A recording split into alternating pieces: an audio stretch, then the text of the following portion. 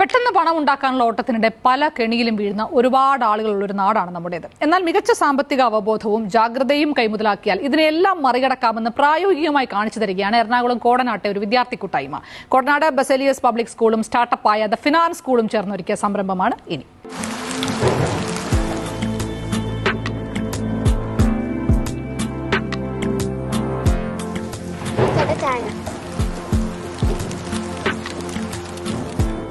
അടിപൊളി ചായ മാത്രമല്ല, ഒരു ഫിനാൻസ് സ്കൂളും ഒപ്പം തന്നെ ബിസിനസ് സെന്ററും എല്ലാം ഒരുക്കിയിട്ടുണ്ട് കോടനാട് ബസേലിയസ് പബ്ലിക് സ്കൂളിലെ ഈ കുട്ടി കൂട്ടായ്മ. അതെന്താണെന്ന് കണ്ടുവരാം.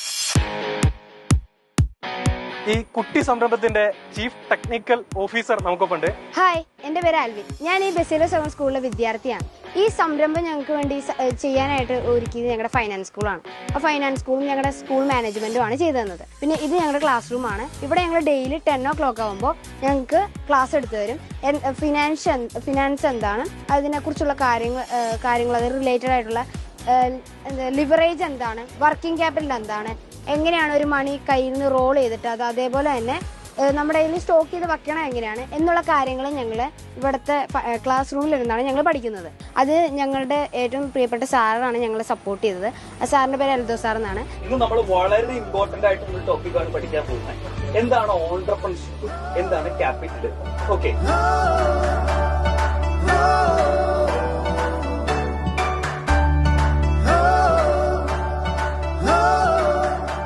എങ്ങനെയാണ് ഒരു ബിസിനസിനെ ബ്രാൻഡ് ചെയ്യേണ്ടത്, അതിന്റെ സോഷ്യൽ മീഡിയ ഓപ്പറേഷൻസ് എങ്ങനെയാണ് ഓരോരുത്തർക്കും കൃത്യമായിട്ടുള്ള ജോബ് ഡിസ്ക്രിപ്ഷൻ കൊടുക്കേണ്ടത് എന്നെല്ലാം കൃത്യമായിട്ട് ഒരു കമ്പനി തുടങ്ങുന്ന അടുക്കും ചിട്ടിയോടും കൂടി തന്നെയാണ് നമ്മൾ ഇതെല്ലാം തുടങ്ങിയിട്ടുള്ളത്. ഞങ്ങൾ അതിന് കുറേ കാര്യങ്ങൾ പഠിച്ചിട്ടുണ്ട്.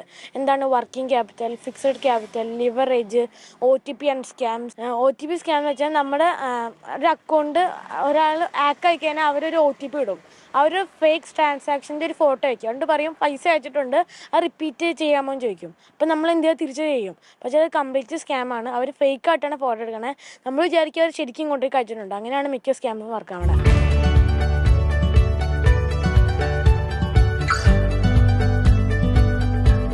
വിദ്യാർത്ഥികളിൽ കുഞ്ഞുനാളിലെ തുടങ്ങേണ്ട സമ്പാദ്യശീലം, സാമ്പത്തിക സുരക്ഷ, സാമ്പത്തിക അവബോധം, ഇതിനെല്ലാം കുറിച്ച് സിലബസിൽ ഉൾപ്പെടുത്താൻ സംസ്ഥാന സർക്കാർ പോലും ഗൗരവമായി ചിന്തിച്ചു തുടങ്ങിയ ഒരു കാലത്താണ്. അതിനെല്ലാം ഒരുപടി മുൻപേ ഇതെല്ലാം തുടങ്ങിയ ഒരിടമാണ് കോടനാട് ബസേലിയസ് പബ്ലിക് സ്കൂളിലെ ഈ കുട്ടി കൂട്ടായ്മയും ഒപ്പം തന്നെ അധ്യാപകനും. അവർക്ക് എല്ലാവിധ അഭിനന്ദനങ്ങളും.